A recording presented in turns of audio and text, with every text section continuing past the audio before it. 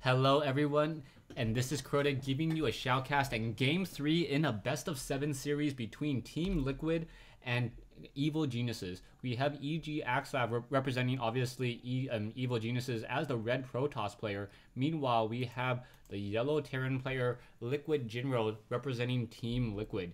Now, right now, Team Liquid has a 2-0 lead in this best of 7 series, so it's really coming down to Axslav. I do not believe trying to win 4 straight games, especially with 2 of them being 2v2s, will be all too easy. So everything will come down to this game. It's very difficult to come back from 3-0, and will Axslav be able to try to even it up just a little bit and force game 5 and try to even it up, or not even it up, but make it a little bit closer with 2-1. And yeah, excuse me, as this is probably my 5th or 6th cast today. My voice is starting to go a little bit, so I'm going to try to slow down and not talk too much as many of you guys suggest, and hopefully the game will be good. So we now see Liquid Jinro setting up that standard barracks over here, should be able to get up a tech lab and also be able to get a refinery. So pretty standard play coming in from Jinro, I'm expecting. And also based upon these spawns, we may see some aggressive play coming out of the Protoss player, as 4-gate play is pretty standard in being able to push on Teching Terran. Teching Terran players, if they try to go for Banshees too quickly, normally do not have enough of an army to be able to hold off of 4 gateway units. We do see the refinery is already coming into play, and now we see Axslav trying to start dealing some damage onto that one SCV that's trying to build the barracks. It looks like the barracks will be able to complete with no real issue there. One of the benefits for a Terran player to try to build the barracks relatively close to his mineral line is that SCVs can come off the mineral line and offer a little bit of support. Back over here, we now see the SCV taking a look inside this base. He does see a Cybernetics core now come into play, as there is already an assimilator currently harvesting gas as well. And that means that we should be getting some sentries, as this SCV was able to steal some of those minerals and perhaps be able to return it home in just a little bit. We now take a look at this one SCV. What Jinro was trying to do is Jinro was looking for that extra pylon. If he did not see this extra pylon, then he would know that there was a proxy pylon set up somewhere, and he would have to worry perhaps about a proxy Stargate or a hidden Twilight Council into a Dark Shrine, which would mean that he needs to play a little bit more heads up and figure out what his opponent is trying to go for in order to be able to build that proper counter unit. SCVs is now returning home, as we now see a factory coming into play. So it is going to be a factory. We do see also a reactor coming in from Jinro. So Jinro should be able to double train up some Marines. There is a bunker on the front door as well to prevent any stalkers or any units to really be able to run by. Perhaps a supply depot will be placed down here to at least force those units to run around this side, making it a little bit longer to get into your opponent's base. Now we see Axslav doubling up on those simulators, currently mining with 6 probes, so he will have a very, very strong gas advantage. And now training up some sentries. Sentries obviously a very, very strong counter to mass infantry early in the game, as force fields are able to stop those ground units in their tracks. We also see the robotics facility coming online in just a moment. The robotics facility observer only costs 25 minerals and 75 gas now, so that really helps out the Protoss player. Observers are nowhere near as gas intensive, and it's really changed a lot of Banshee play, just because it doesn't take as much to invest into that one observer, and it forces Terran to really go for Ravens or go for more natural detectors in order to keep that observer count low, as Protoss players should be able to almost keep 3 to 4 observers across the map very, very easily. Axslav now setting up a nexus over here, so by double training into sentries and also getting an observer, he was able to save up 400 minerals and get this expansion. We now see one Hellion which will be trying to walk up that ramp or trying to drive up that ramp. It doesn't look like it will be successful, as the sentries are massing up pretty easily. The sentries, as long as they are spread apart, deal more damage than that one Hellion, as the Hellion really deals the majority of its damage when it splashes against those light units. One observer will slowly make its way over here. We do see Jinro setting up a command center of his own. to try to keep up with the economic game. It does not look like Jinro was trying to go for any mass armies. There's only one barracks. We do see a siege tank. No siege tech just quite yet. And now we see a Raven. So there's that early Raven that I was talking about earlier. A lot of Terran players are now opting for that early Raven, trying to get a lot of energy onto that Raven, allowing it to do a lot of point defense drones. And I need to unplug my fax machine before it goes crazy on me. All right. So, yeah, Raven now coming into play over here. Raven should be able to come up, and now we see some Hellions trying to get a little bit of damage out, trying to move out, and now we also see a force field. The force field almost trapped this one, and oh, now able to trap a siege tank.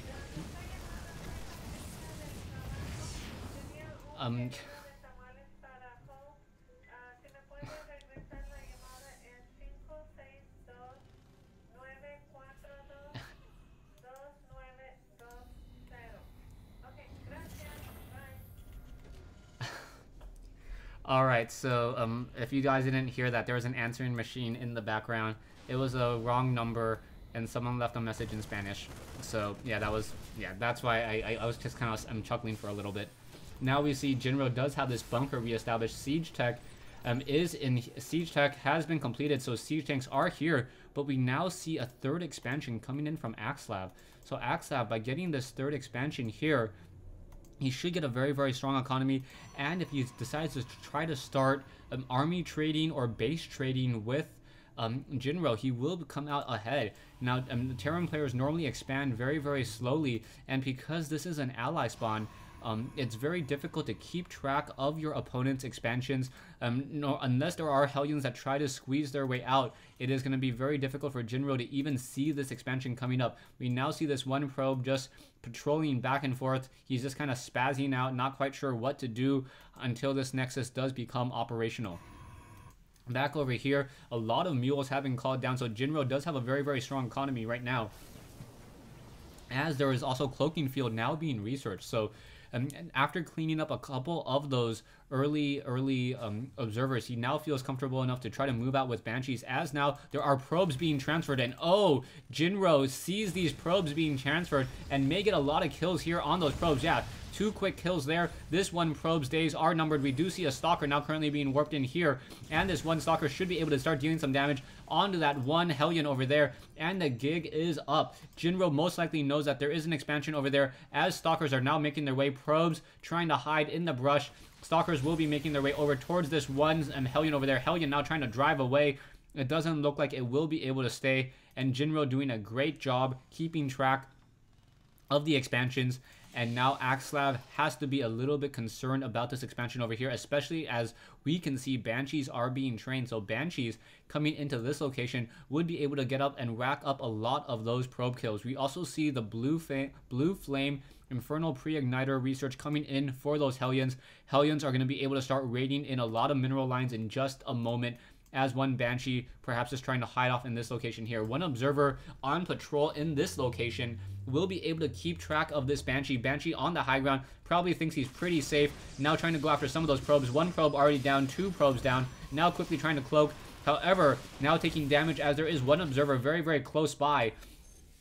And that Banshee realizes that there is an observer there and needs to move out. There are 2 Stalkers here, making it so that he will be able to see any Hellions that try to run into this location. Axslav still has one probe on patrol, not mining any minerals. It does not show up on the idle as it is just sitting there. He should be able to see it. There it goes. Finally gets that probe back to work. Banshee now going to be repaired. Taking a look at the army sizes, 2,500 for Liquid Jinro. Meanwhile, Axslav sitting on 1,675. But the gas army is much higher for Axslav, as he does have a lot of sentries and now also getting some high Templars. 63 harvesters for Axslav, 53 with 1 mule, so that is about even. But we do see there are a lot of probes mining off of 24 mineral patches instead of just the normal 16 at this stage. Another probe just trying to move out once again. It does get taken down, and now it looks like a fresh Banshee moving in to take down probes over here at this expansion. I don't see any cannons, no detectors just quite yet, as the Banshee now trying to come in, and this is going to be a problem. Photon cannon currently trying to be warped in. I believe the photon cannon should be able to warp in time to at least protect this expansion and offer sight, but there are currently no stalkers currently warping in, so that is a bit of a surprise. Now this Banshee now trying to finish off this one photon cannon here, and it will not be able to finish warping in. Another photon cannon being warped in instead, and now stalkers are currently being warped in here. The Jinro does have a decent amount of energy on this one Banshee still. I do not see an observer making its way over, as the probes are now just simply trying to come back in. Where is that observer? No observer, and that Banshee is now getting even more kills, up to 10. Now going after stalkers, no, up to 9 right now, going after stalkers, and I believe it will be able to get one stalker kill. The observer will reveal it and finally take that down. But really, that Banshee did a lot of damage, able to two-shot many of those units there, but Jinro needs to take up a third base, or he needs to try to utilize his army advantage. He's currently sitting on a 3850 compared to 2925. Wow, compared to 2925, there is a Raven over here as well, in addition to a Banshee and a Viking. So if these siege tanks drop over here on this ledge, in comes that observer. Observer, however, is revealed, and now in come these siege tanks. Siege tanks should be able to siege up and start dealing a lot of damage over here. And now you can see that this army, instead of engaging, is simply trying to return home or trying to move back. There are a lot of Hellions here, and those Hellions are going to be able to deal a lot of damage towards those High Templars. 2 High Templars already taken down there, so really nicely done with those 3 Blue Flame Hellions, taking down 2 very, very expensive High Templar units. 300 gas and 100 minerals lost there, and no more Psi Storm to really have to worry about. However, those Hellions now getting stuck on between a rock and a hard place here, facing a lot of Zealots, and now being quickly taken down. A lot of siege tanks trying to blast away, trying to now just fortify this position, but Jinro, now sitting on 2 bases, is going to be in a world of hurt. As the longer this game goes, the better it is going to be for Axslav. It looks like Jinro is unable to really utilize his army advantage right now, only able to deal some long distance damage with some siege tanks, perhaps clean up some of these probes.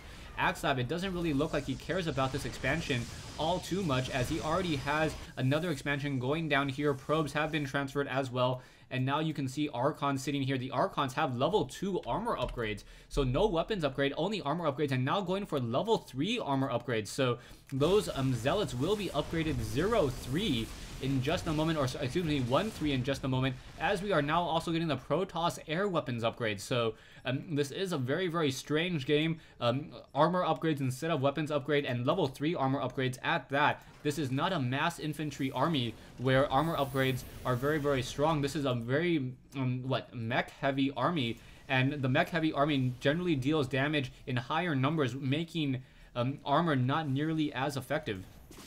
Banshee now trying to come in, and now we see a Warp Prism. Warp Prism may be trying to come in, and there is a Viking in the air. That Viking, however, may be able to shoot down that Warp Prism very easily, and now there are a couple Zealots. Zealots now trying to come around, trying to deal more damage, but will not be able to clean that up. The expansion over here has been taken down, as that one Banshee just trying to rack up more and more kills, already up to 11. 2 Stalkers with 1 Observer, now pushing that one Banshee away. Back in the center, we now see a main fight going along. Banshee in the air. Those High Templars unable to get any serious feedback or Psi Storm, and now the Stalkers did blink back. So the Stalkers with Stalker Blink are trying to deal more damage. The Zealots do have Zealot Charge, but unable to catch up. Siege Tanks once again charging back in. The Stalkers now blinking straight into a group of Hellions, causing a lot of splash damage there. Nicely done. Jinro finally taking up this 3rd base, slowly moving out with these siege tanks. Siege tanks are upgraded to 1-0, and now we see the Graviton catapults coming online for Axslav. So Axslav going into carriers with level 1 weapons upgrade. That means that those carriers are going to be able to, those interceptors are going to be able to deal damage the instant that they come out of those carriers, increasing the DPS on those carriers significantly. Stalkers warping in, but with no observer nearby. Many of those Stalkers are just being forced to run back. There finally in comes an observer, and now quickly blinking underneath that one Banshee. Down goes that Banshee there, but now we see also Jinro taking up a 4th base here. So Jinro now being confined to 4 bases compared to Axslav's 4 bases as well, but it is going to be much easier for Axslav to saturate these mineral patches, just because they are not on island locations. Back over here, we now see what Marines activating this Onaga Watchtower, and this is a very funny splitting on a map here on Lost Temple. Zealots now trying to run in once again. High Templars in the back. Siege tanks continuing to blast away. Those High Templars need to get some Psy Storms off onto those siege tanks. They haven't really done anything. There we go. There's that Psy Storm that I was talking about, hitting those stationary siege tanks. Another Psy Storm should be coming in. No more Psy Storm, and both sides just trading armies, and Jinro really winning out on that trade.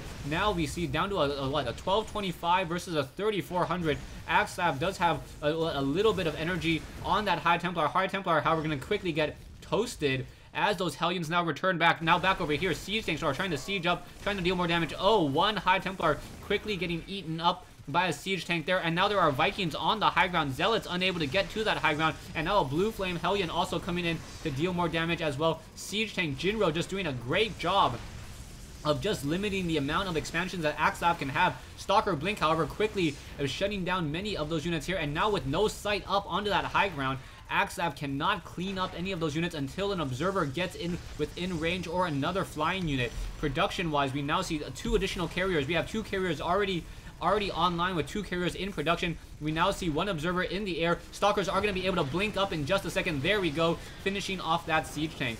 So Axslav is able to save this expansion, as now Jinro once again trying to refortify this Xel'Naga Watchtower and keeping these 4 bases alive, especially with this 1 siege tank on the high ground, preventing any units. So this is a true East versus West match on this battle on this match. A true East versus West battle on this map. We do have another expansion available on the top left-hand side, as now some Hellions are quickly going down to some Zealots once again. We now see more High Templars trying to re-engage, Hellions trying to give chase, however running straight into the particle disruptors here. All of these units are fully armored, so 3-1 or 1-1-3 upgrades, with more upgrades still coming online. Level 2 upgrades should be coming online in a moment, as well as some High Templars and Zealots once again trying to be rewarped in. Liquid Jinro does have 2-0 upgrades on those siege tanks, and just doing a very slow tank push here. So these tanks should be able to start dealing a lot of damage and perhaps start hitting the production buildings of Axslav, and this is going to really hurt Axslav. All of his tech buildings are here, but now in come the carriers. Carriers have arrived. The carriers are going to be able to clean up many of those Vikings, as there is not enough anti-air, only a couple Vikings in the air. The Vikings are able to focus down one of those carriers, and none of those units are trying to pull back. There are some Stalkers, but those Vikings cannot get too close. These siege tanks are going to have a little bit of a problem, as they are too exposed. Many of those siege tanks are now just getting cleaned up by those 4 carriers. 2 more carriers still being trained up, as those missile turrets are trying to shoot down many of those interceptors. Once again, more interceptors still being trained. Vikings now being doubly trained out of what I believe to be starports. And now we also see the auto-sec tracking for the +1 range on those missile turrets. So those carriers are slowly pushing out. Zealots are now going to simply try to charge in as well. Stalkers now moving out as well. Are we going to get some Psy Storm? We should be getting some Psy Storm up in just a moment. There we go. Many of those siege tanks are stationary. Going to take the full brute of that Psy Storm. And now the Stalkers just blinking in, clearing out this very well fortified position. Spoke too soon as the carriers backed off, deciding not to engage. So where did those carriers go? The army, the fleet of 6 carriers over here to the south, perhaps is going to try to clean up these expansions over here, as those Vikings are now being positioned over here. So Jinro needs to be very careful, needs to fortify the center of the map, but these carriers are just simply cleaning up the rest of the map, especially as those carriers have 2 armor. We may get even more armor upgrades and more weapons upgrade coming in, as more carriers are still being trained. Interceptors just funneling out of those graviton catapults, able to deal so much damage. Vikings now trying to get within combat range, but really unable to, as they're trying to use their high mobility, but really those carriers are just dealing so much damage back and forth. And now it's going to park itself over here at the expansion in the island location, and carriers are just simply cleaning up this expansion over here. Vikings now trying to use their range of 9, trying to deal more damage, but those interceptors are just coming out of those catapults too quickly, and the Vikings are unable to really focus fire any of those carriers. One of those carriers are already really low on hit points, but as those shields are going to start to naturally recharge, that is going to be a problem. We do see a couple of Thors now online, and those Thors do have those the javelin missile launchers that deal a lot of damage. And now those carriers being forced to pull back once again, able to semi-attack move with those interceptors attacking at the same time. and now you see more Nexuses being placed down by Axslav. So this game is far from over, as both players are just running off of very, very large armies, and now Axslav with a much larger army advantage, trying to press his advantage as more carriers are still joining the fleet.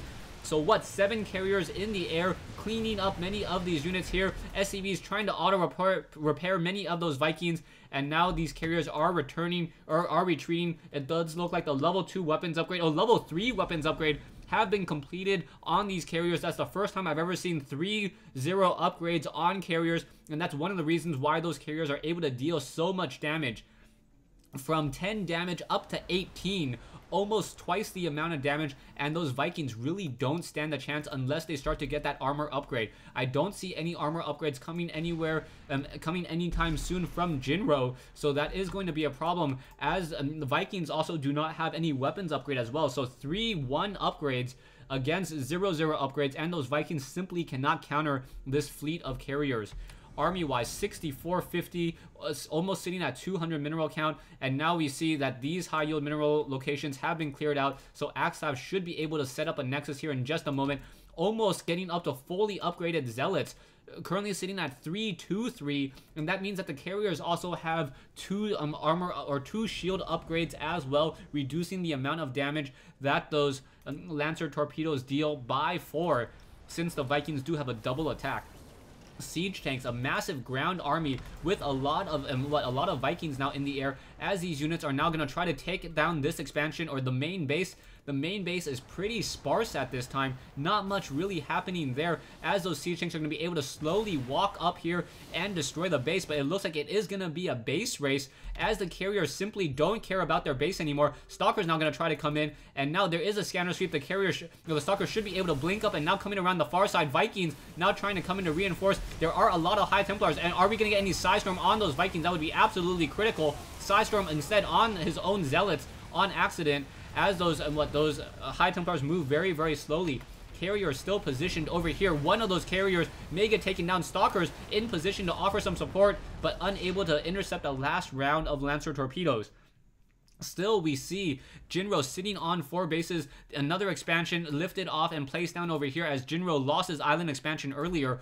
Army-wise, 6650 versus 68, or yeah, both sides pretty even. Economy advantage definitely goes to Axslav though, so he will be able to harvest more minerals and be able to press his advantage. Jinro, now sitting at 181 food count, is going to be in a little bit of an issue. There are some siege tanks over here. Are the Stalkers going to be able to deal any damage? The Stalkers should be able to blink up, and then if they're able to blink into these siege tanks, should be able to deal a lot of damage. Carriers now trying to intercept many of those Vikings. Are we going to get a Psystorm? Those Psystorms are going to be a problem for those Vikings, as they do not want to try to engage, as those Vikings are going to be grouped together. I think it's just one critical Psystorm away from this whole entire fleet of Vikings. Stalkers now blinking up onto that high ground and dealing a lot of damage. Because that Psystorm was present, those Vikings could not get within range, and now just keeping Psystorm in the air, making it very difficult for those Vikings to even engage in any of those carriers. So those carriers now upgraded 3-2-1, so very, very heavily upgraded carriers. I believe,